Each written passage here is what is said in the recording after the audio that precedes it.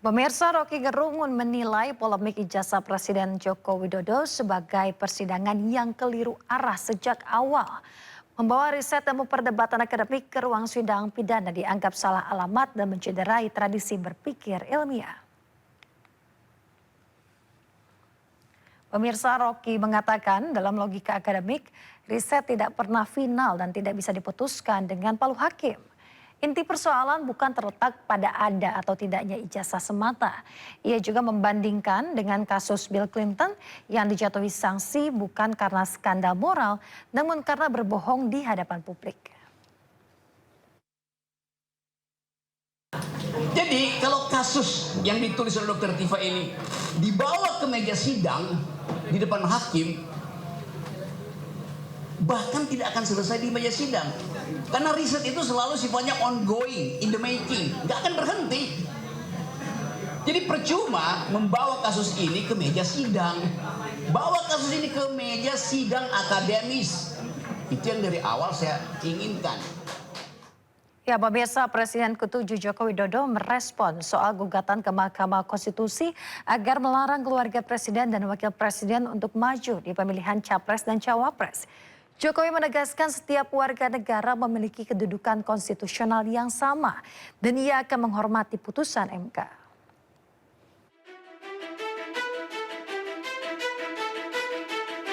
Dua advokat menggugat Undang-Undang Pemilu ke Mahkamah Konstitusi. Mereka meminta MK melarang keluarga presiden atau wakil presiden mencalonkan diri sebagai capres dan cawapres. Para pemohon meminta Hakim MK mengabulkan permohonan pemohon dan menyatakan pasal 169 Undang-Undang Pemilu bertentangan dengan Undang-Undang Dasar 1945 dan tidak mempunyai kekuatan hukum mengikat. Terkait hal itu, Jokowi angkat bicara. Ia menyebut bahwa setiap warga negara memiliki kedudukan konstitusional yang sama. Individu setiap warga negara itu memiliki kedudukan konstitusional yang sama. Jadi setiap orang bisa mengajukan uji materi ke MK mengenai apapun yang berkaitan dengan undang-undang. Nah, ini kita tunggu saja proses di MK, nanti keputusan MK itu yang harus kita hormati. Ya. Siap. Sementara terkait gugatan yang diajukan dua advokat, Jokowi menyampaikan ditunggu dan akan menghormati keputusan dari MK. Dari Solo, Jawa Tengah, Septian Toro, iNews melaporkan. Terdakwa kasus dugaan penghasutan berujung demo ricuh, Del Pedro Barhaen dituntut 2 tahun penjara oleh jaksa penuntut umum.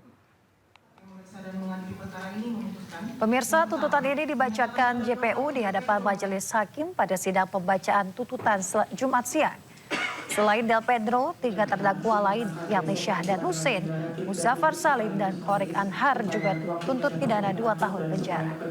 Dalam tuntutannya, jaksa menilai para terdakwa telah melakukan penghasutan melalui media sosial hingga berdampak pada demo ricuh pada Agustus lalu.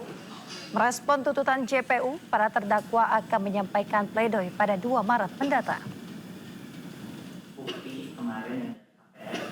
Tuntutan dari kejaksaan tidak mencerminkan fakta dalam proses persidangan.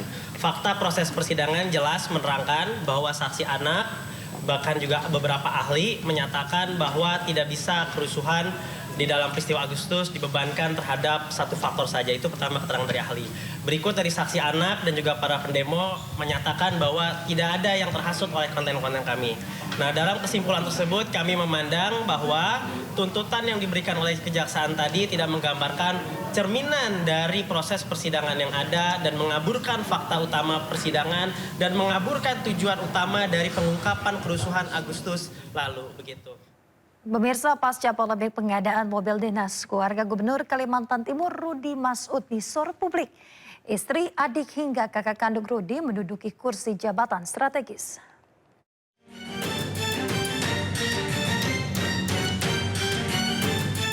Istri, adik, dan kakak kandung Gubernur Kalimantan Timur Rudi Masud menduduki kursi jabatan strategis di lingkungan pemerintahan daerah hingga DPR RI.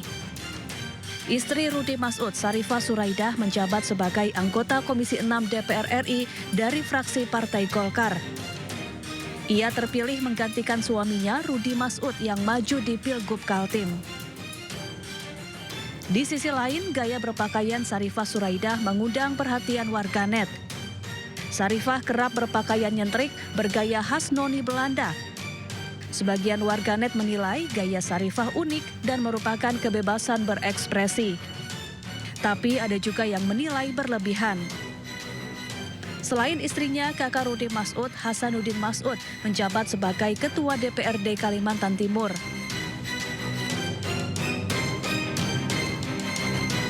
Kemudian saudara Rudi, Rahmat Mas'ud, menjabat Wali Kota Balikpapan. Syahriah Mas'ud, kakak Rudi, menjabat anggota DPRD Kaltim. Sementara adik Rudi, Abdul Ghafur Mas'ud, pernah menjadi Bupati Penajam Pasar Utara yang kemudian jadi terdakwa kasus korupsi.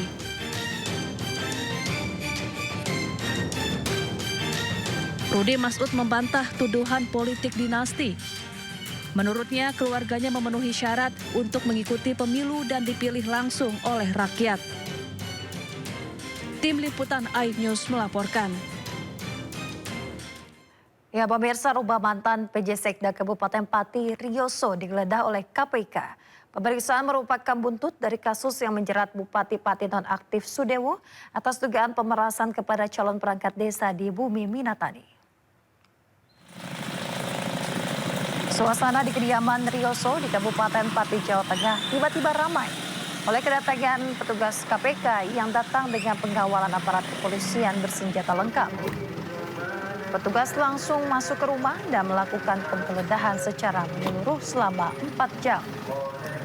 Penggeledahan ini merupakan bagian dari pengembangan perkara dugaan tindak pidana korupsi yang sebelumnya menjerat Bupati Pati nonaktif Sudewo.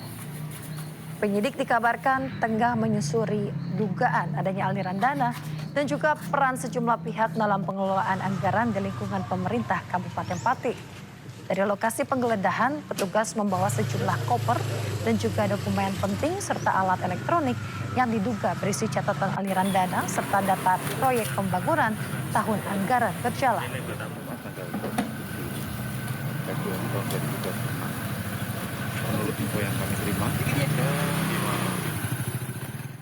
Ya, pemirsa, KPK menahan tersangka ke-7 terkait kasus dugaan suap dan gratifikasi mengenai importasi barang tiruan di lingkungan Direktorat Jenderal Bea dan Cukai.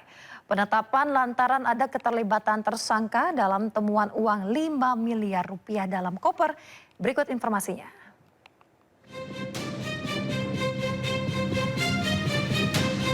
Berdasarkan hasil pemeriksaan KPK, Budiman Bayu Prasojo ditetapkan tersangka terkait kasus dugaan korupsi importasi barang di Direktorat Jenderal Bea Cukai.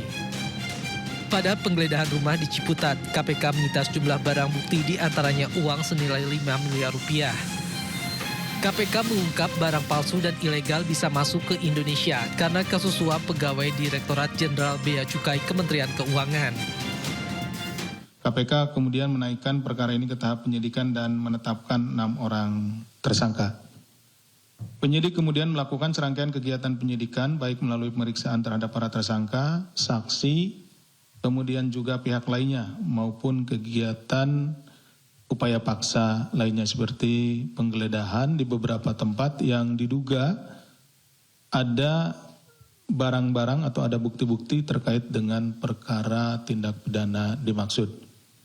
Dalam proses penyidikan tersebut diketahui bahwa sejak November 2024, Saudara SA selaku pegawai pada Direktorat Penindakan dan Penyidikan atau P2 Bea dan Cukai diduga menerima dan mengelola uang dari perusahaan yang produknya dikenai cukai. Ya, baik itu yang diproduksi di dalam negeri maupun juga barang impor ya, yang produknya dikenai cukai dan juga para importir. Atas perintah Saudara BBP selaku Kepala Seksi Intelijen Cukai P2 DJBC dan Saudara SIS selaku Kepala Subdirektorat Intelijen Penindakan dan Penyidikan Direktorat Jenderal Bea dan Cukai atau Kasubdit Intel P2 DJBC. Sebelumnya Budiman Bayu Prasojo ditangkap pada Kamis sore. Yang bersangkutan dibawa ke Gedung Merah Putih KPK guna pemeriksaan lebih lanjut. Lantaran menurut KPK, suap tersebut membuat pengecekan tak dilakukan sesuai aturan. Dari Jakarta, tim liputan iNews melaporkan.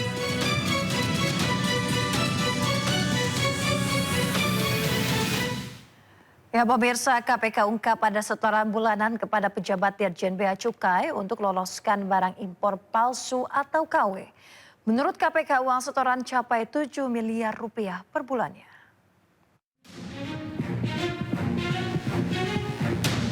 Komisi Pemberantasan Korupsi mengungkap ada setoran atau jatah bulanan sebesar 7 miliar rupiah untuk pejabat di Direktorat Jenderal Bea Cukai Kementerian Keuangan. Uang setoran ini untuk meloloskan barang impor palsu atau KW. Pelaksana tugas Deputi Penindakan dan Eksekusi KPK Asep Guntur Rahayu menambahkan penambahan jatah tersebut mulai dari Desember 2025 hingga Februari 2026. Berarti hanya 3 bulan, Desember 2025, Januari 2026, dan Februari 2026. Bahwa penerimaan uang ini juga dilakukan secara rutin setiap bulan sebagai jatah bagi para oknum di DJBC. Nih, bayangkan ini baru 3 bulan aja, tadi kan jumlahnya udah sekian ya. Apalagi dihitung mundur gitu ya, berapa bulan ke belakang. Dalam kasus ini KPK menetapkan 6 orang sebagai tersangka kasus dugaan suap importasi barang di Ditjen Bea Cukai. Penetapan ini merupakan kelanjutan operasi tangkap tangan KPK di Jakarta dan Lampung pada 4 Februari lalu. 1 dari 6 tersangka tersebut hingga kini masih buron. Tim Liputan iNews melaporkan. Kita ke informasi lain, pemirsa. Roy Suryo, Rizmon Sianipar, dan Tifauzia Tiasuma atau Dr. Tifa telah bersurat ke Inspektorat Pengawasan Umum Irwasum Polri, Komjen Wahyu Widada. Ketiga tersangka meminta penyidikan kasus tudingan ijazah palsu Presiden ke-7 Joko Widodo dihentikan. Pengacara Roy Suryo CS, Refli Harun, mengatakan langkah itu dilakukan karena banyaknya kecerobohan yang dilakukan polisi sejak awal menangani kasus tersebut. Refli menyinggung ada yang mengkritik langkah pihaknya menyurati Irwasum. Padahal menurutnya Irwasum berwenang mengawasi kinerja anggota Polri. Roy Suryo CS juga telah mengajukan gugatan atau uji materi ke Mahkamah Konstitusi. Gugatan itu diajukan untuk menjadi pesan agar pasal-pasal KUHP tak digunakan untuk mengkriminalisasi peneliti. Banyak sekali kecerobohan-kecerobohan penyidik dalam melakukan proses penyidikan ini. Itulah sebabnya kami kemudian mengirim surat ke Irwasum. Lalu kemudian ada yang mengatakan dengan sok tahu mengatakan, waduh bodoh sekali di Balai RT. Kok mengirim suratnya ke Irwasum? Nah, itu mereka nggak paham. Ya kita paham kalau minta menghentikan penyidikan ya ke penyidik. Cuman yang kita bicara itu adalah governance, ya. Governance penyidikan kasus ijazah secara umum, baik di Bareskrim Mabes Polri maupun di Polda Metro Jaya. Makanya kita mintanya ke Inspektur Pengawasan Umum Mabes Polri sana yang wilayah kerjanya seluruh Indonesia dan kemudian bosnya pengawas. Pemirsa, tim hukum Presiden ke-7 Republik Indonesia Joko Widodo kembali menyambangi Mapolda Metro Jaya untuk menjalani pemeriksaan tambahan. Ketua tim hukum Joko Widodo kembali mendatangi Mapolda Metro Jaya pada Jumat siang. Kedatangannya bertujuan untuk memberikan keterangan tambahan sebagai saksi. Selain pemeriksaan tambahan, kedatangan mereka juga untuk memastikan terkait dengan status para tersangka tetap berjalan dan tidak ada pencabutan status hukum seperti yang pernah diajukan pihak lain. Pihaknya menegaskan bahwa tim hukum ini telah dibentuk secara resmi oleh Joko Widodo sejak 2 bulan lalu untuk menangani persoalan hukum Presiden ke-7 Republik Indonesia tersebut.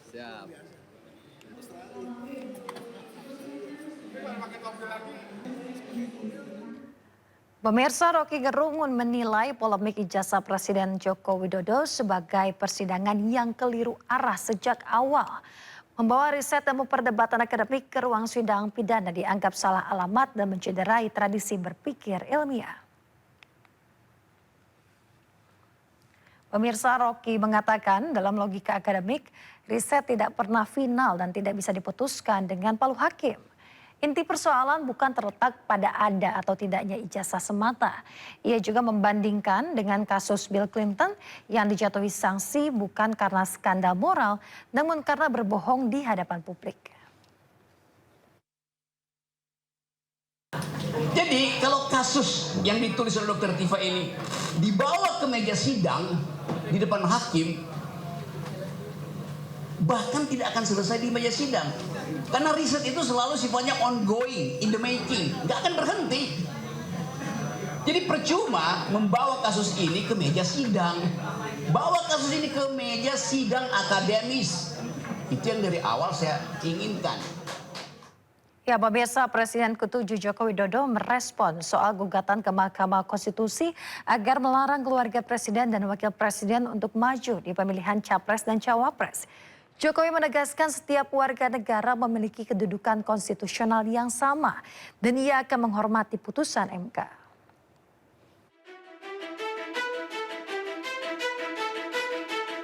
Dua advokat menggugat Undang-Undang Pemilu ke Mahkamah Konstitusi. Mereka meminta MK melarang keluarga Presiden atau Wakil Presiden mencalonkan diri sebagai Capres dan Cawapres. Para pemohon meminta Hakim MK mengabulkan permohonan pemohon dan menyatakan pasal 169 Undang-Undang Pemilu bertentangan dengan Undang-Undang Dasar 1945 dan tidak mempunyai kekuatan hukum mengikat.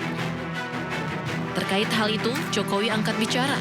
Ia menyebut bahwa setiap warga negara memiliki kedudukan konstitusional yang sama. Individu setiap warga negara itu memiliki kedudukan konstitusional yang sama. Jadi setiap orang bisa mengajukan uji materi ke MK mengenai apapun yang berkaitan dengan undang-undang. Nah, ini kita tunggu saja proses di MK. Nanti keputusan MK itu yang harus kita hormati. Ya. Siap. Sementara terkait gugatan yang diajukan dua advokat, Jokowi menyampaikan ditunggu dan akan menghormati keputusan dari MK. Dari Solo, Jawa Tengah, Septiantoro, iNews melaporkan. Ya, pemirsa, Menteri HAM Natalius Pigai menantang Guru Besar UGM Zainal Arifin Muchtar untuk debat terbuka secara langsung di stasiun televisi. Ajakan itu berawal saat Zainal atau Uceng meminta diajari cara memahami HAM dari Menteri Pigai.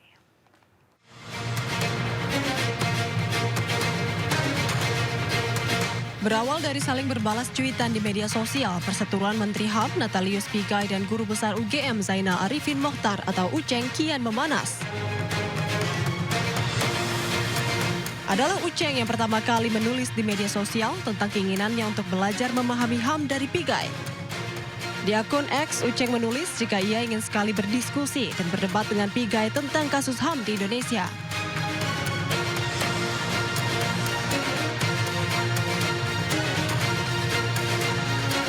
Gayung bersambut, Pigai langsung menanggapi cuitan Uceng. Namun Pigai ingin debat dengan Profesor UGM itu disiarkan langsung di TV nasional.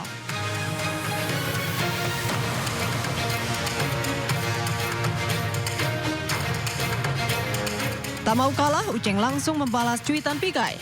Uceng meminta agar Pigai yang mengontak pihak televisi karena menurutnya ia sama sekali tidak punya kuasa mengatur stasiun TV. Uceng juga menuliskan pengalamannya sebagai peneliti HAM di Pusat Studi HAM Universitas Islam Indonesia, Yogyakarta, serta gelar S2 Hukum HAM di Amerika Serikat.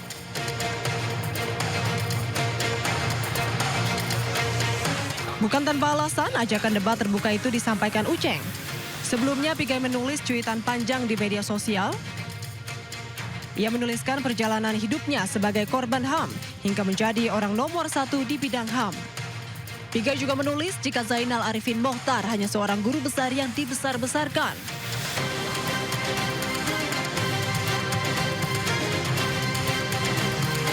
Tak heran jika Uceng terpantik lalu mengajak Pigai debat terbuka tidak hanya berbalas kata di sosial media. Tim Liputan iNews melaporkan.